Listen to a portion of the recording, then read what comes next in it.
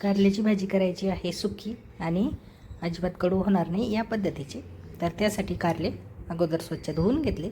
त्याच्यानंतर ते चिरून घ्यायचे. चिरताना या पद्धतीने गोल चिरायचे किंवा उभे लांबट चिरले तरीही चालतात. त्यातलं बी जे आहे ते पूर्ण काढून टाकायचं.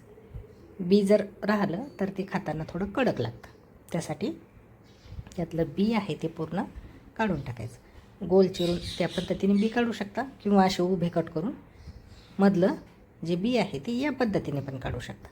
महत्त्वाचं काय आहे तर फक्त त्यातलं जे बी आहे ते काढून टाकायचं. त्याच्यानंतर बारीक चिरून घ्यायचं.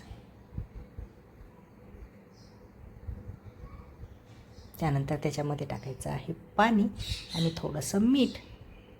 एक 2-4 मिनटंच हे साईडला ठेवून द्यायचं म्हणजे बाकीची तयारी होईपर्यंत. कांदा चिरून घ्यायचा. त्याच्यानंतर शेंगदाणे कुटून घ्यायचे. जाड भरडच करायची. कढईमध्ये तेल टाकायचं. मोहरी टाकायची. मोहरी तडतडली की त्याच्यामध्ये टाकायचा आहे कांदा.